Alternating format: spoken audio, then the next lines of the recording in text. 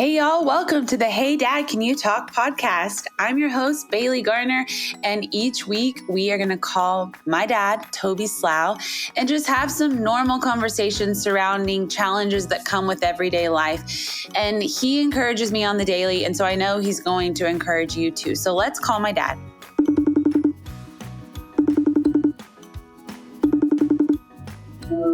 Oh, hey, B. Hey, Dad, how are you? I am good. How are you? I'm good. Have you had a good day so far? It has been a busy one so far. Got a couple of events I'm doing, and so I was out doing a little promo for it. Well, thanks for taking my call. You're the best. Always, sweet girl. It is cold in Texas today. Is it? In Mississippi, It's like 65, and we're under storm warnings, I think, because of the change of the weather. Yeah, it's coming your way. Okay, well, I'm not sad about that. This flipping of the weather just, I don't know, it drives me a little cray-cray. Yeah, you don't do very well with change, baby. Never have. Okay, yes, I like it to stay the same and be predictable if I can. So I actually was going to tell you a funny story about Micah.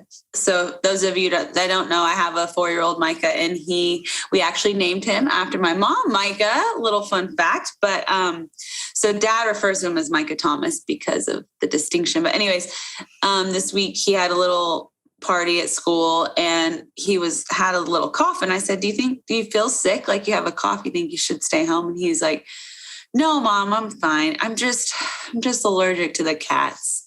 And I was like, the cats? We don't have cats. What are you talking about? Where did he come up with that? I don't know. I was like, you're allergic to the cats. The cats we don't have. So anyways, I thought that was sweet. Micah Thomas, he's a prophet, which means you should never get a cat. Well, yeah, I guess not. So anyways, well, this week, so Grant's my husband, as you know, we've been married almost 11 years, and we had a little miscommunication, and so that's what I wanted to talk to you about today, was communication just in relationships in general. But so tell us a little bit, because the people don't know, about you and Mom, like how y'all met, how long you've been married. If you have, I know there's a funny story about one of your first dates, if you want to share that, but tell us a little bit more about you and Mom. We met at Abilene Christian University. We were freshmen in college. Yes, you always like me to tell the story about on our first date, I asked her to pull my finger because my theory was get that out of the way. There's no more pressure, literally and figuratively. But we got married after our sophomore year. She was from a ranch in Central Texas. I was from a little town in South Texas, and we came from very different backgrounds. And didn't take very long in our relationship to see that our communication styles were much different. I grew up in a family that was loud, and you argued it out and debated everything, and, just kind of hung it all out there, and then just went on most of the time, and Mikey grew up in a family that you just pushed it under the rug and hope it went away. And so I distinctly remember, I don't know if I've ever told you this, but we were driving from Abilene back to Brady, and we were arguing about something. It was like 9 months before we were going to be married. We were engaged over a year, which is stupid. But anyway, we were debating something, and Micah looked at me, and your mother looked at me and said, well, maybe we just shouldn't get married. And I go, what are you talking about? Well, we argue all the time. And I go, honey, we're just having a healthy debate. But it showed me, that like the families we came out of, what was normal for one was not normal for the other. And that my job in our relationship was not to ask her to always enter my world, but to learn how to enter hers, to see below the scenes. And sometimes in the heat of a moment isn't the best time to bring up a conversation. It's better to wait. And I've learned to write letters and notes that kind of express how I'm feeling. So it can be, I'm the passionate one, And she's learned that us talking about it and not just acting like it goes away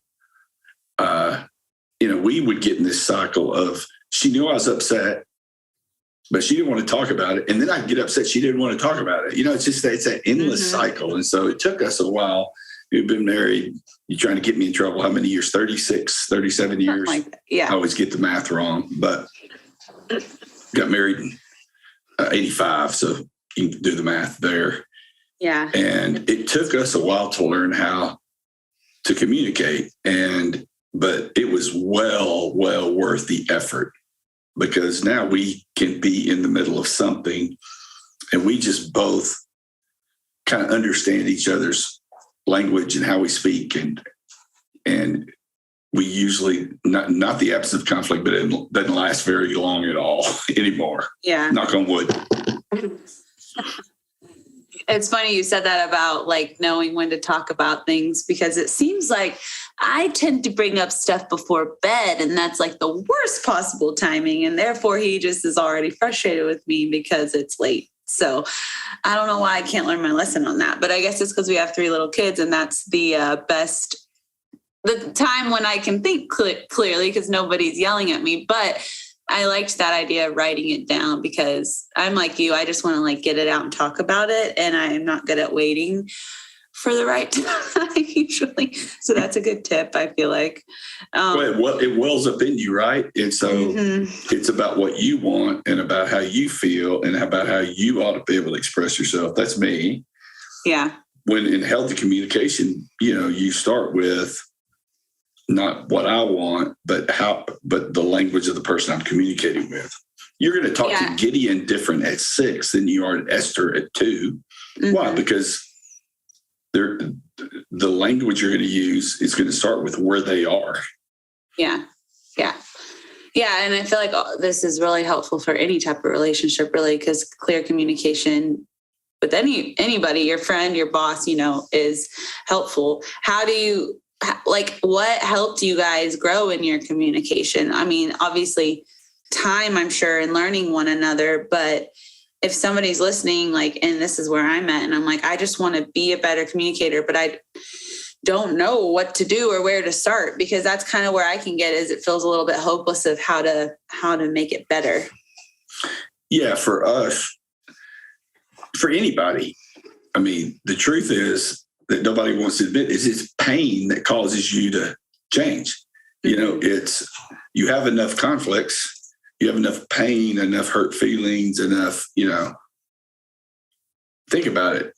Everybody knows our days are numbered. We don't know how many days we have. And my thing is, I don't want to waste a day. I don't want to go 2 days mad at mom until one of us says we're sorry. Then to me, it's not worth it. Right.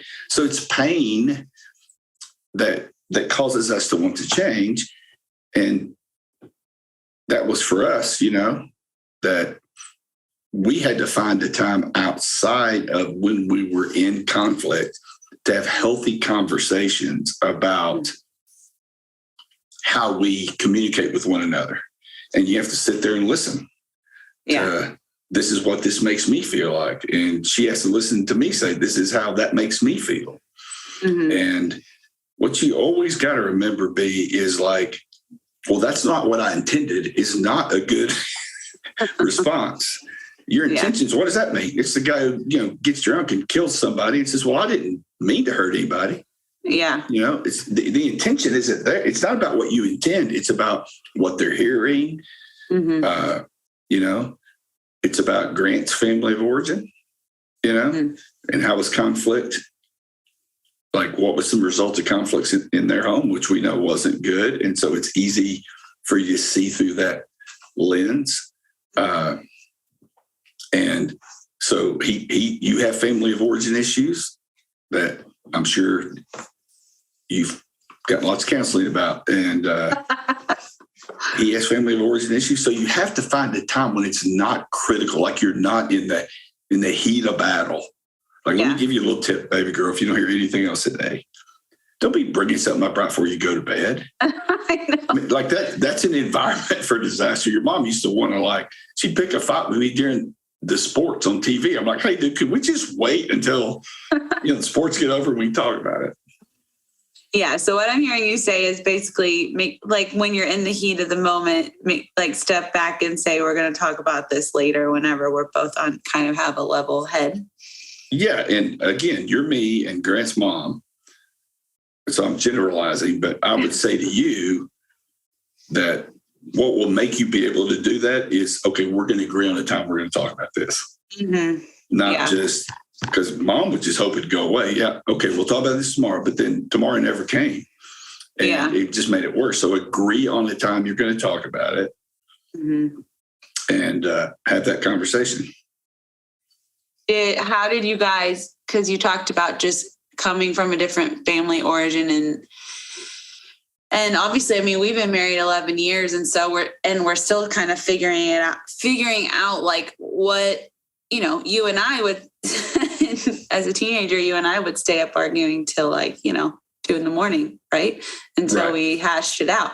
And I learned quickly that's not necessarily how he did things. I remember when we were first married, we got in an argument and he basically said, I'm not going to talk to you right now. And he flipped over and went to bed. And I was like, no, but we talk about this now until it's figured out. He was like, no, I'm not talking to you.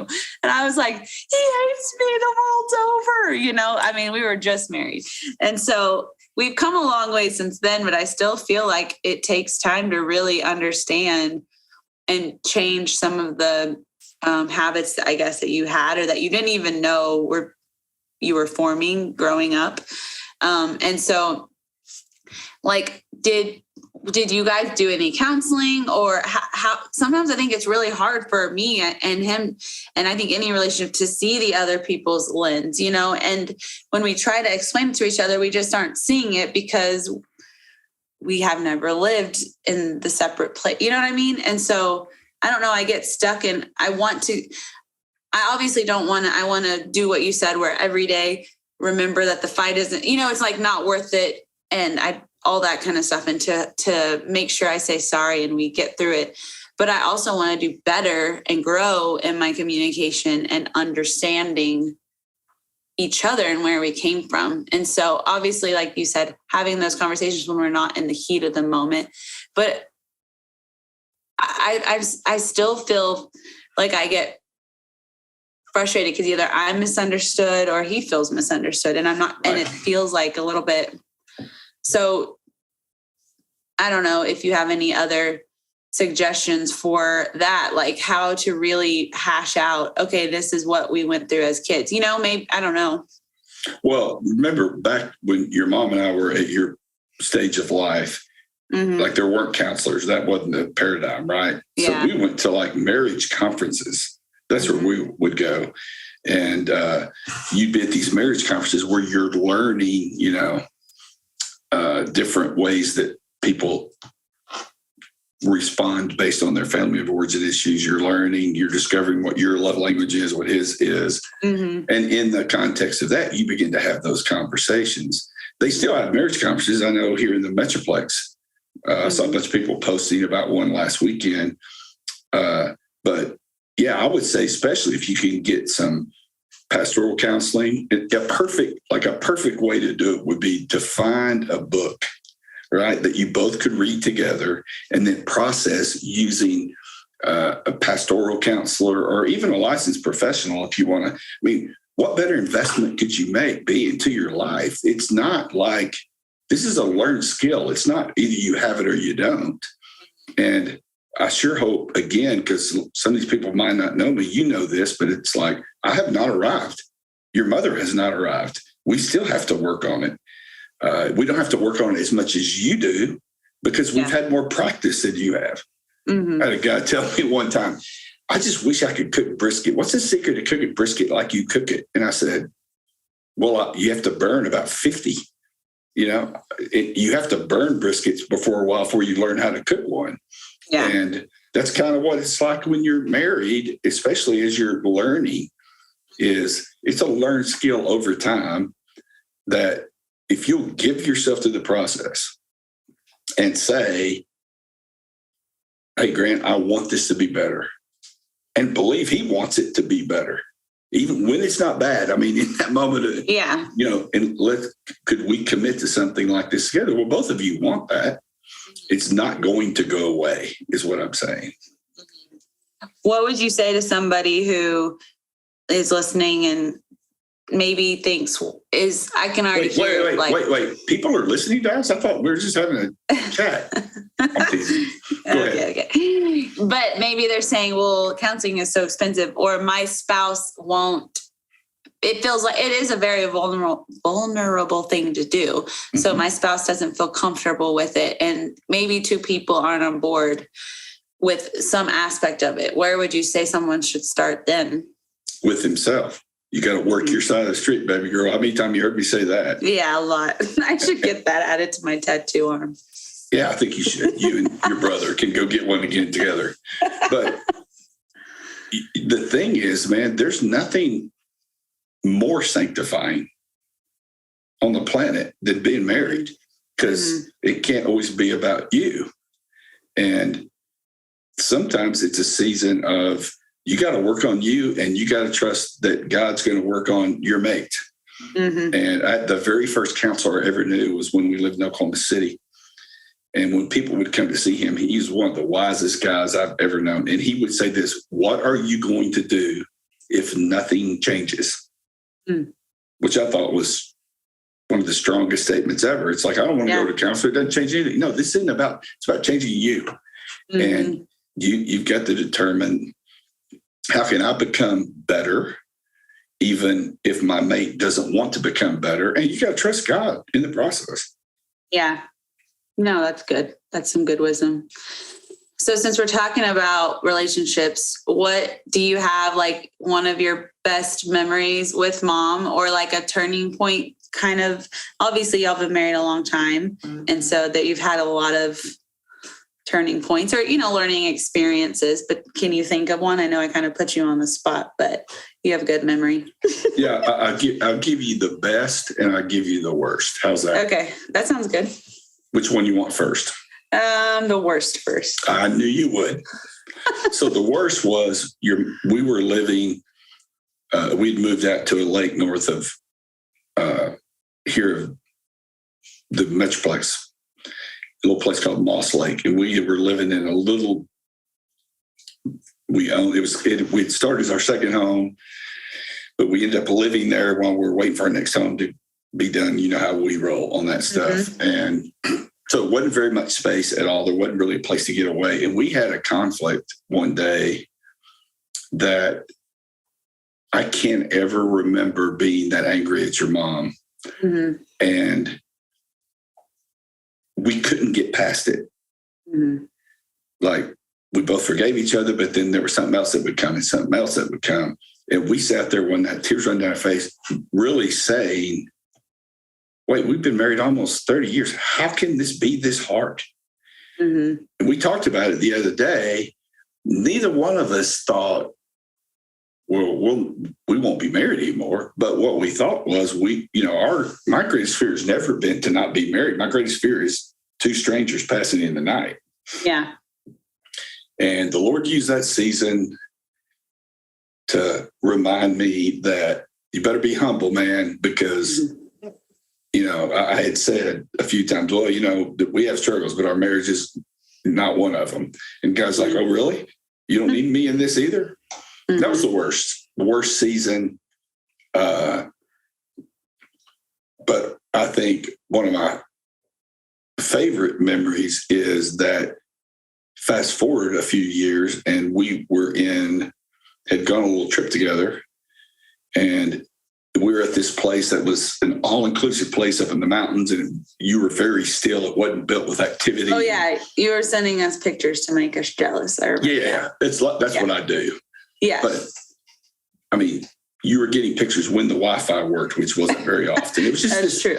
Like, it is well with my soul kind of deep breath place. And so we had time to reflect a lot.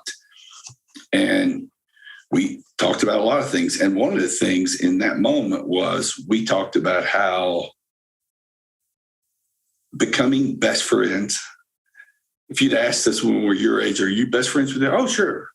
But we really are best friends. Mm-hmm. And we just got teary-eyed about how good God had been to us. Mm-hmm. and how faithful he had been to us, because we talked about all the hard times, but how in this moment, in this place, we could drive a stake in the ground and say, man, we got an unbelievable family. We have grandkids, and there's nobody on the planet I'd rather be with than your mom, like to hang out. And there's nobody she'd rather be with than me most of the time, I think. And we just realized, man, like when the Bible says, don't grow weary in doing good, for you will reap a harvest of blessing if you don't give up. That, not that it's perfect, but we're in a harvest season, and I know how hard it was. I know how stupid I was. I know how mean your mom could be when acting out of her hurt. And it's all the grace of God, right? You just keep going. You just keep plugging away. You just keep walking uphill. You do hard work. You never declare victory. You are vigilant. And what happens is you get to a place, and what you promised in that little church in Argyle, Texas, baby, was two people become one flesh. But it doesn't happen overnight. It's one step after another. Yeah. It's good to hear those things, the good and the bad, because it's so easy in our world today that's so social media driven to see everybody's highlights, and well, they're like in a perfect marriage, or they never fight, because who wants to put a fight on their social media? And it's easy to just compare. And so, people who know you can look at y'all's marriage and think it's really good and perfect. And it is good, but there's been struggles. And I know you guys have blessed Grant and I in sharing the real parts, and encouraging us and telling us, oh, well, we went through this too when we were your age, and stuff like that. So we're grateful to have you guys, but I do encourage anybody that doesn't have that, as their example, to really ask the Lord to reveal some people that are older than them, that have been through things, in life and have come out the other side still loving one another and clinging to the Lord. Like, ask the Lord to bring you those people, and then go first and asking them to mentor you, because we're grateful. We're lucky that y'all are kind of like our mentors, and you're also my parents. But it doesn't mean, like, if you don't have, if people aren't blessed with the type of parents that I am, you still have that in other people, whether it's your church family or small group or whatever. So I think that that's something that I know I've been blessed with, and I hope that other people can be blessed with the same. So thanks for always sharing your wisdom. Thank you, baby. I love you. I know big things are ahead for you guys. Long after I'm with Jesus, I'll be looking down, and you and Grant will be someplace going, God, I cannot believe how good this is, because you worked at it. And that's my heart for people, Yeah. My one thing for this day, like I would leave somebody with, was like, it's worth the work. It's worth taking a deep breath, and I'm gonna work my side of the street. I'm gonna keep going here. I'm not just not gonna quit the marriage. I'm not gonna quit. Just resign myself. This is how it's going to be for the rest of my life. I'm going to work on me and believe God's going to do something.